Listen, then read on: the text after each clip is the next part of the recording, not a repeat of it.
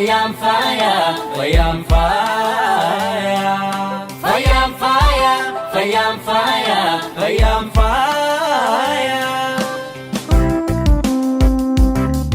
Maqaan koo Abdullah Muhammad jedhama. Hospitaala magaalaa Gaarorraa hojii gaheen koo mana da'umsaa tajaajila da'umsaa irratti kan kennu yoo ta'u, dhimma waliigalaa biyya keenyaan ogeessa fayyaatii wal qabatee jiru kuni dhimmichi kan uummannis mootummaanis ogeessi fayyaanis kan beekuu qabu dhimma gaafii mirgaa yoo ta'e illee kan uummannis ta'e hojjetaan keenya ogeessi keenya kan beekuu qabu gaafiin kamiyyuu hojii irratti hojii idilee keenyatti argama.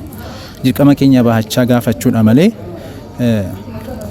akka dhimma namoota siyaasaan wal qabate sanaan walitti fidanii waa'ee hojii dhaabuu kun kan nurraa eegamus miti. Akka seeraattis kan gaafachiisudha. Akka seeraattis kan nu gaafachiisudha malee kan mirga keenya argamsiisu miti. Kanaafuu wanni nurraa eegamu mootummaa keenya irraa abdii qabna. Sirriitti gaafii keenyaan deebisa, hin xiinxala. Namoota siyaasaadhaan wal makanii dubbii keenya gaafii keenyaan siyaasaa wal makuudhaan yookaan siyaasaan walitti fiduudhaan kan ajandaa kan biraa nutti fidan kun hin argama. Miidiyaa irrattis wanna adda addaa irrattis argaa waan jiruuf ogeessi keenya kanarraas quban qabu.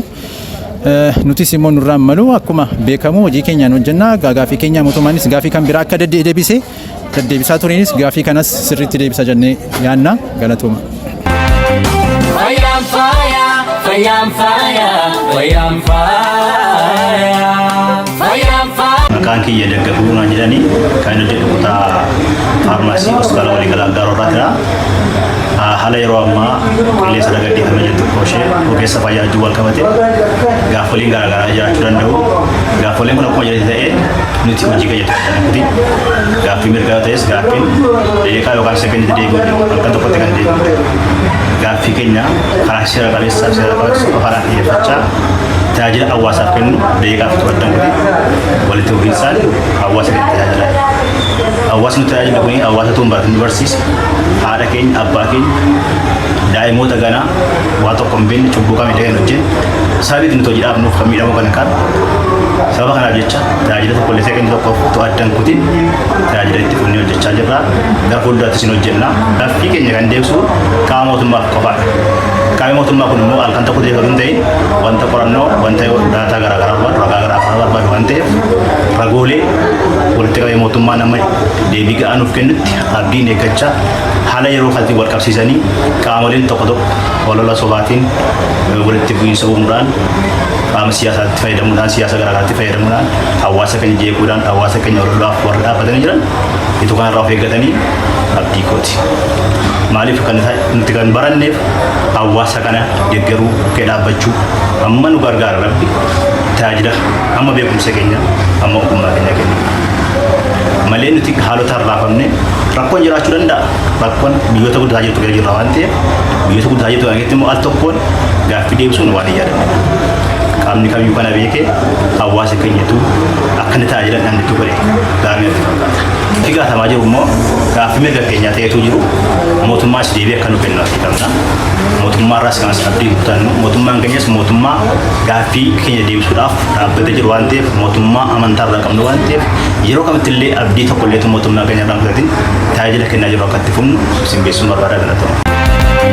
Fayam fire, fayam fire, fayam fire, fayam fire, fayam fire, fayam fire.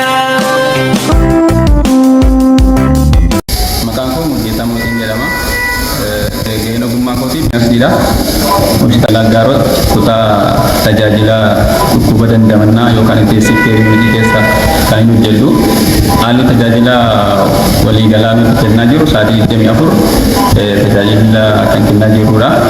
Akkuma kana dura baratame tajaajilli uummanni keenya nurraa barbaadu karaa dandeenye of kennee hojjetaa jirra. Haala waliigalaa yeroo gaafa laallu walolli tokko miidiyaa irraa deemaatiin jiru. Ogeessi fayyaa ajandaa miidiyaa biraa gaafa ogeessa fayyaa miidiyaa hawaasaa irratti ajandaa siyaasaa godhachuudhaan hojii dhaabuu wantoota garaagaraa tajaajilli akan kennamnetti kan haasamaa jiru. Akka hospitaala waliigalaa Aggaarotti garuu tajaajilli guyyaa tokkoof yookaan daqiiqaa tokkoof sakandii tokkoof illee addatti hin jiru. Tajaajilli isa duraa caalaa ogeessi keenya narsoonnis hakiimiin ogummaa ofiitiin hundumtuu bakka jirutti tajaajila guutuu kan kennaa jiru ta'uusaa ibsuun barbaada. Kanarraa kanatti gaafii ogeessi fayyaa gaafii qabna. Gaafiin kee nuti qabnu immoo karaa olola miidiyaa osoo hin taane karaa seera qabeessaan bifa heeraa fi seera mootummaa eegeen akka gaafannu fi hojii keenya hojjechaa gaafii keenyas bifa tasgabbii fi naamusaan gaafannu ta'a.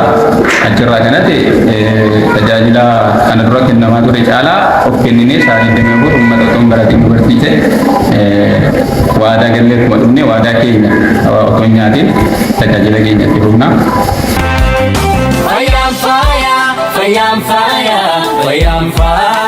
Ani maqaan koo Hiikamuutiin jedhama. Hospitaala waliigalaa Aggaaroo hojjetaa hospitaala kanaati.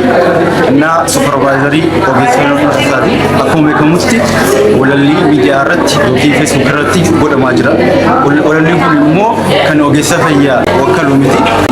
Akkuma beekamutti hojii keenya sa'aatii 24 yookiin osoo daqiiqaa tokkoon osoo dhaabatiin hojjetaa irra. Kana fuulduraasis hawaasa keenya hawaasa otoo hin baratiin kan nu barsiise kana hawaasa keenya tajaajiluuf qophiidha. Gaaffii qabna sirriidha gaafii qabna. Gaaffii keenyas otoo feesbuuk irraan yookiin immoo walala miidiyaa osoo hin ta'in gaaffii sirna qabaanetti gaaffii keenya hin gaafanna. Nuti ogeessa fayyaa dirqabaaf hojii keenya barree kan dhufna malee bor yookaan iftaan hojii dhaabaa hojii tuufaa kan miidiyaan tokko dhufee kan nu